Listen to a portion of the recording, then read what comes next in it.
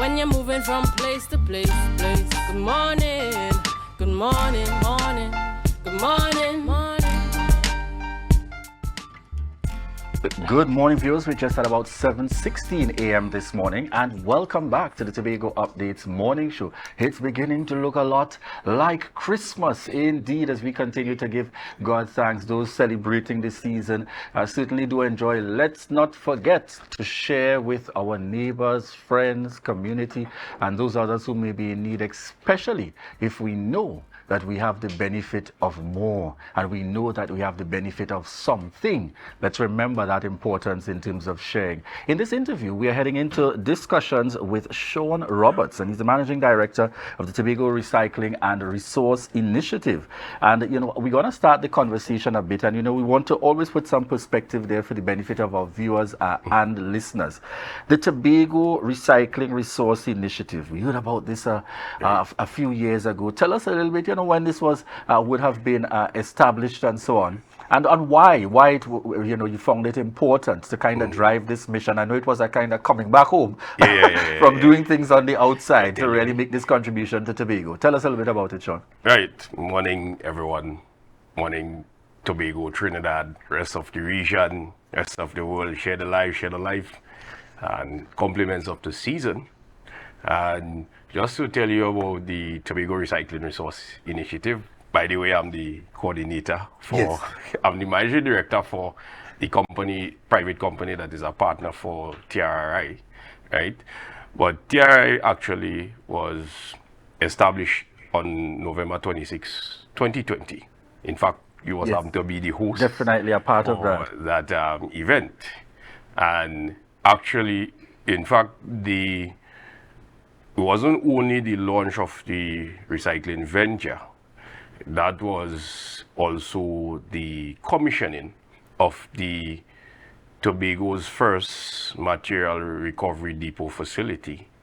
In fact, Tobago is one of the first to actually have that sort of facility where multiple recyclables are delivered and processed under the same roof. Yes. Whereas in Trinidad is more specialized material that is being handled. For example, you more have recyclers that deal with paper and cardboard, and some may deal with some plastics. But we are the few that actually deals with the wide range of plastics, the metal cans, Tetra Pak, cardboard, you name it. We deal with that, and we also do research and development and stuff, so that we can also look at further processing our own recyclables here in Tobago, so that we don't have to be reliant on the imports of raw material. So, in fact, when T.R.R.I was established, that was a public-private partnership between the Tobago House of Assembly and Recycling, Waste and Logistics Limited. It's one of the first actual public-private partnership that is being established in Trinidad and Tobago, where you're actually sharing the resources to share one common objective. And the common objective was to reduce 50% of Tobago's waste by 2025 and to become zero waste to landfill by 2030. That's part of the Sustainable Development Goals. And further from there, in February 2021, the Environmental Management Authority, with the Recyclable Solid Waste Collection Project, also known as IK, that is a green-funded national project. Right. So they joined as partners in the role of co-sponsors, because it's a national initiative. So after establishing the 5 zones in which my company was actually a processor and a technical resource to that program, right, to that project in Trinidad. So having established the 5 zones, when T.R.R.I was established, that's where they was able to establish zone 6 of the IK project. So with that expansion, we had incorporated holistically the labor from the unemployment relief program, where they were exposed to a manufacturing operation. And we incorporated the litter eradication program. They deal with all the roadside cleanups, public bins, even after Tobago Carnival and Heritage and all that stuff. They are the ones that deal with all that cleanup. And when we had incorporated them under T.R.R.I, their role was to separate the recyclables from the garbage. You're talking about when the recovery rate was 10%. As of today, the recovery rate is 60%. That's not going to study park. Now, with that expansion of the partnership where the 4 partners involved in T.R.R.I, as THA, EMA, Green Fund, RWL, we was able to get 40 of IK bins shipped to Tobago. And that fabrication and the signage was done right here in Tobago. Because as coordinator, I always believe that you must support local. When you support local, you boost local, right? And that is where you drive an economy. So the reason why the sector, I brought the entire plan to Tobago, was to be able to develop the new and emerging sector, which is what you call the green sector, to be able to let Tobago have something to say that is our own. We realize that the sun and sea and sun tourism realize that you have a lot of competition regionally, so we have to have an industry that can bring a next set of visitors to Tobago, right? So, in fact, in 2021, we had received almost 200 tons of recyclables collected. That time we only had probably about 20 drop-off bins deployed from the IK bins. Last year, 2022, the recycling rate had increased to, let's see, more than 150 tons, right? So we still maintaining that quota where we hitting close to 200 tons of recyclables.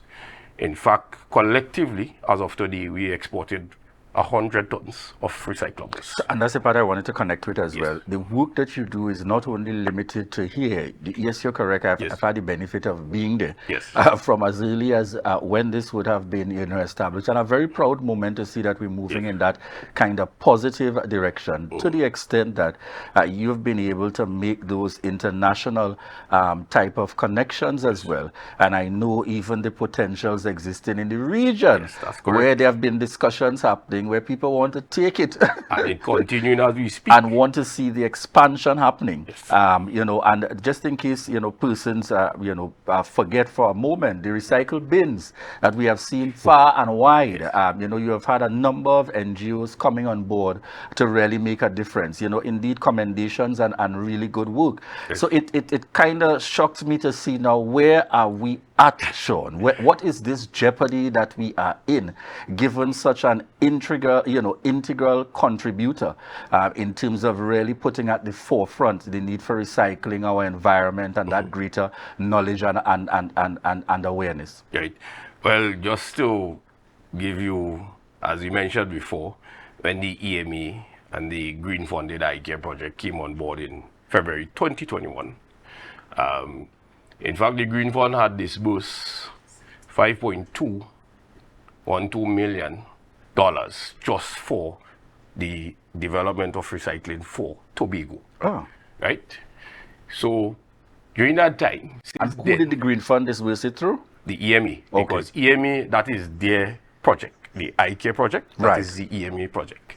So I've been around since before that was even established. It was first Plastic Keep. That was for the northwest region of Trinidad. And then when it got shut down, then the IK was established. When they ran into some problems in Trinidad, that is where I was called in to be able to help reform and fix that issue.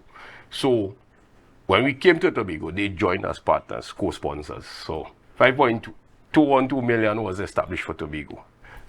Up till April this year, we only received 30% of that budget. Right? So in fact, when you receive up to 30% of that budget, in fact, what we have been doing since we have received disbursements, we had made efforts to be fiscally responsible, because you see, people have to understand, I've been around with the green funded recycling projects since 2013. Late 2013, I've been around that. So what we have been doing is that we more focus on drawing down and spending based on documents. So it's basically when stakeholders do work, or when it have work stuff to be done, that is when we access every month just to take care of that. And that is how we keep going forward. So every December of each year, we have always had an unspent balance going forward. Right. So when you do it like that, you will always have a savings that should be available to be able to access. So, and late November 2022, we also did the same thing. We had an unspent balance going forward. Now, usually we go from December to November each year. But when from December last year, we were told that we can only go till April next year. But by whom? Because we want to be very EMA. clear. By the because EMA. this is an initiative that is really essential. Yes. This would have been started Yes. at a very crucial time. So you're saying as at that time, the funds that would have been received, as far as you are aware, Yes. through the EMA, Yes. would have been just over 5 million. 5 million. 5.2. 5.2 million. To the best of your knowledge, you all have only been in receipt of just about 30% of that thus far. Yes. However, the EMA has indicated that basically as at April 2023, Yes. the funding will no longer Be continue. available. Yes. Until further notice. All right. So what steps have been taken in that regard? Has there been any inquiries with the EMA? What is the situation, etc.? Because this is very concerning. Right. And I'm really hoping that the powers that be, can really get involved in some way, form, or fashion. Well, in fact, when we got the indication late last year, I've established my disappointments and concerns in that regard, because that was a lot of work went into it to get the Green Fund to approve that. Yes. Right? And I remember probably even from as early as the time, Yes. Also very passionate in this would have been, Secretary former Devi. Secretary Devi. Yes, he actually was involved in that. Very instrumental as well. In that. So when we got through with that, and then to hear that is taking place, I told the EMA straight up that, listen, the THA needs to be aware of this, because actually the signing parties for that agreement is the EMA and the THA. They are the ones who sign every year in regards to that. Yeah. So I told them straight up that you have to everybody needs to be aware, because at the end of the day is that when stakeholders have expectations and they have plans, they need to know exactly when these things happen, how to make adjustments. But when you see now these sudden changes start taking place, then now is how are you going to inform the public of these changes? Because when you see those ripple effects taking place, then it can be chaotic. And when you see you get to, I must see that we've been grateful to that support. Yes. Because from where we started to where we are now, that seed funding assistance really helped to more stabilize the stuff. Because what was the concerning part? To be able to finish in April when you budgeted till November 2023, then now that is something that you have to now navigate, without that support, So that is where another thing that I want to bring to your attention and even the members of the listening audience that in 2021, the EMA did their reports. The EMA did their annual reports. In 2021, for 2021, they did all these songs of praises for T.R.R.I. as to where they show over 16,000 tons was disposed at the Study Park landfill, and they show the recycling rate was more than was in the 150 ton range or something like that. So when you see how much was disposed at the landfill versus how much was diverted for recycling, it shows that the Tobago's waste started reducing. Correct.